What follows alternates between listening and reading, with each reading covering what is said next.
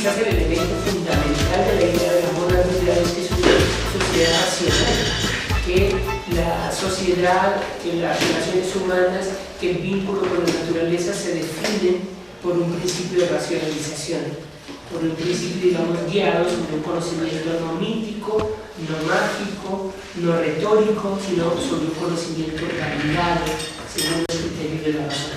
Y por otra parte, el otro gran elemento es la preponderancia del individuo, la sustanciación del lugar, de la pertinencia, de los derechos, de la preservación del individuo, en su inalienable, digamos, autonomía, en su inalienable condición.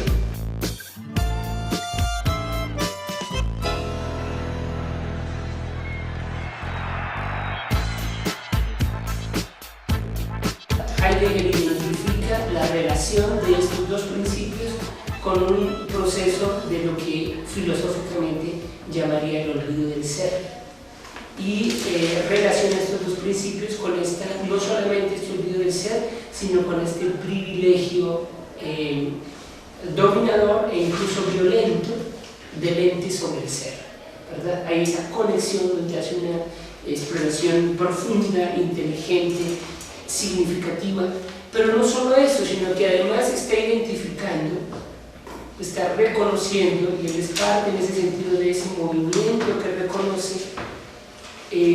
la crisis, el progresivo deterioro del valor primordial de estas categorías, ¿no? Yo un poco apelaba la sesión pasada al reconocimiento que, digamos, desde el planteamiento de Heidegger se puede hacer de esta tradición incluso al interior de la propia filosofía, que va desde Schopenhauer hasta el propio Nietzsche, respecto a, en especial, el cuestionamiento del principio y de la soberanía de la razón, ¿no?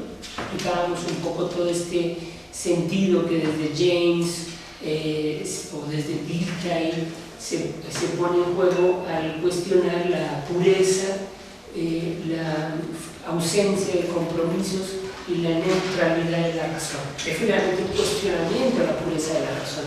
Bien podríamos decirlo de dos maneras, o que se trata del reconocimiento de la impureza constitutiva de la razón. Podríamos decirlo en términos casi románticos, la irracionalidad al interior de la propia razón, o el reconocimiento de las relaciones inevitables, intrínsecas entre racionalidad e irracionalidad, el reconocimiento de que la vida humana, en tanto subjetividad o en tanto sociedad, está habitada tanto por racionalismos como por irracionalismos. Por otra parte, la identificación desde una perspectiva que estaría en la continuidad Heidegger, yo diría Nietzsche, Heidegger, Escuela de Frankfurt, del carácter instrumental de la razón, ¿verdad? De cómo la razón, el conocimiento y sus distintos criterios se convierten en instrumentos para la dominación,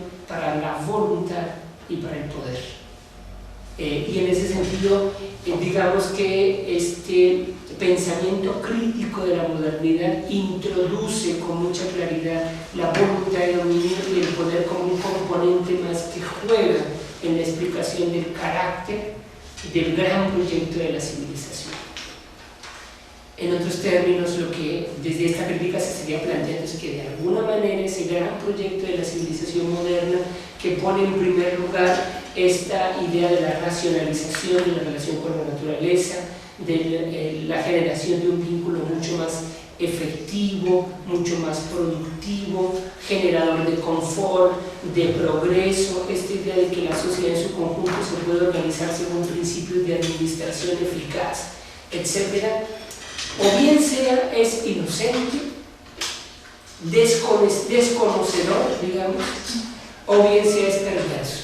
Es inocente o desconocedor porque al interior mismo de cualquier construcción racional de la sociedad está participando un proyecto y una expectativa del poder.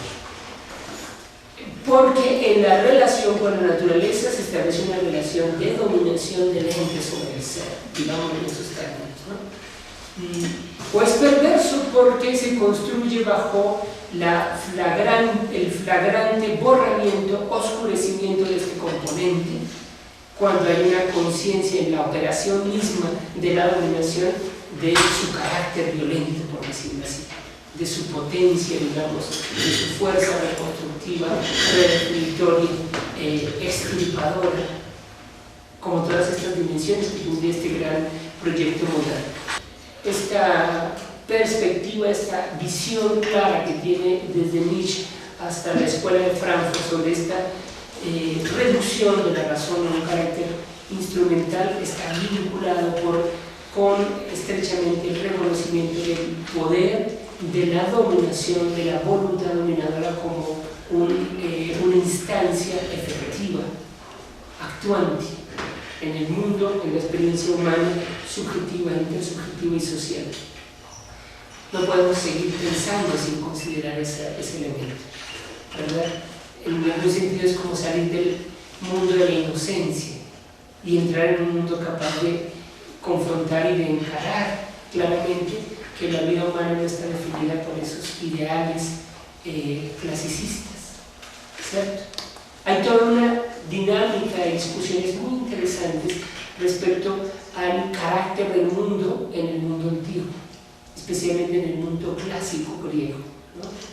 Que es un mundo que se dibuja con una gran perfección, con un gran equilibrio, con un mundo muy armónico, digamos así, donde la sociedad tiene una estabilidad, un equilibrio, el ciclo de oro griego, ¿no? La de Pericles, por ejemplo, como ese periodo de gran estabilidad, de desarrollo del conocimiento, de establecimiento de la democracia. Y de alguna manera ese mundo, si se dan cuenta, sigue siendo y fue durante el siglo XVII, siglo XVIII, siglo XIX, prácticamente el modelo de toda la historia, ¿no? Si uno piensa en el medioevo, es un gran modelo, en el Renacimiento aparece como un modelo. El mundo griego de la Edad de Oro es el gran modelo, no solamente para la organización social, sino para la realización del individuo y sin duda para la expresión del espíritu, ¿verdad? El arte griego en ese sentido es el gran canon. Precisamente frente a ese arte griego, Nietzsche enfila su batería crítica y señala con claridad que la tragedia nace en Grecia, ¿verdad? El nacimiento de la tragedia implica meditativamente y con gran profundidad que en ese mundo paradigma de la belleza, del equilibrio, de la armonía, está la tragedia. Que incluso ese mundo está habitado por la violencia, por el conflicto, por la dominación. Es un mundo de exclusiones también, es un mundo de violencias también. Entonces digamos que en ese sentido incluso el gran paradigma de la perfección, de la limpieza, del equilibrio, tiene su complejidad, ¿verdad? Es fantasioso imaginar un mundo celestial, un mundo perfecto, incluso es fantasioso en ese sentido el proyecto de la construcción del regnum hominis de los renacentistas y de Bacon. Y no, digamos, podría decirse desde la perspectiva nietzscheana, sí, por decirlo así, una conciencia nihilista, ¿no? En Nietzsche, sí, claramente, una conciencia nihilista, pero en una perspectiva como la de Heidegger, no por una suerte de pesimismo elemental, sino por una claridad, ¿verdad? Por una profundidad del pensamiento, digamos así, y por una asunción radical de las condiciones de la existencia. Pero no solamente es un problema filosófico, digamos, sino que es un problema histórico. Es un problema histórico realizado por una parte en las contradicciones manifiestas de este proyecto de transformación de la naturaleza para el servicio humano, de conversión de la totalidad del mundo natural como un utensilio para el servicio de cierto proyecto humano y de ciertos privilegios humanos, porque siempre suena un poco excesivo decir para el usufructo humano.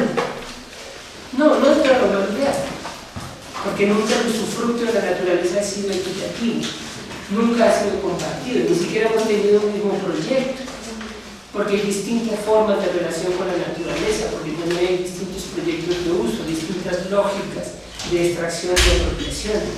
Un extraordinario filósofo colombiano fallecido hace 3 años, uno de los marxistas más brillantes de América Latina, Germán Zavala, decía una cosa muy interesante, decía: tenemos que distinguir entre procesos de extracción diferentes de los recursos naturales para su operación y su puesta en juego, digamos, en los procesos industriales de transformación, etcétera, para el usufructo. Y entonces él decía que en ciertas comunidades de América Latina la relación con la tierra no es una relación de extracción, sino que la tierra, digamos, en ese sentido, la naturaleza no se extrae, decía él, se mama. Y jugaba un poco con esa idea de hay ciertas lógicas socioeconómicas y culturales donde la tierra literalmente se mama, más que extraerse. Y especialmente está pensando en la vinculación que tienen ciertas comunidades indígenas, africanas, establecidas en el Caribe, donde el vínculo con la naturaleza no es exactamente un vínculo, digamos, de ir, por decirlo así, cortando, redefiniendo, reconstruyendo, sino que se trata justamente de mamar de la naturaleza sus recursos. Bueno, ahí hay otras lógicas, como esa hay muchas lógicas de relación y de vinculación con el mundo natural, pero definitivamente lo que asistimos en el proceso de la modernidad tardía es esta dinámica global de un proceso de agotamiento de las bases de la sobrevivencia, ¿verdad?, ante el cual no podemos, digamos, ignorarlo. No podemos ignorarlo, digamos. En los últimos 30 años en realidad hay una alarma y hay una atención cuidadosa por parte, pues, de los seres humanos que tienen o tenemos cierta conciencia, digámoslo así, ¿no? Porque buena parte de los grandes proyectos transnacionales y corporativos, incluso los proyectos, digamos, nacionales o estatales, siguen ignorando.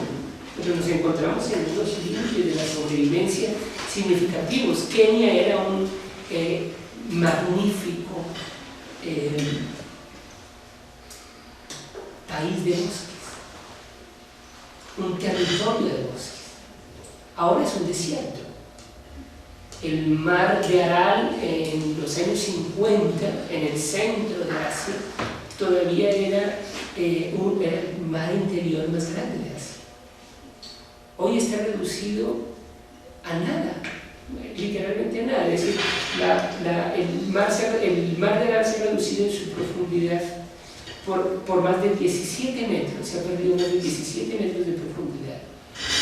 Y digamos, toda la zona que ha sido desecada del mar de Aral, la zona concéntrica de lo que ahora es el diminuto mar de Aral, está atestada de desechos tóxicos. Es una de las zonas, si no me equivoco, es el lugar, es la localización mundial que tiene el mayor índice de mortalidad infantil por cáncer y por problemas, digamos, enfermedades gastrointestinales.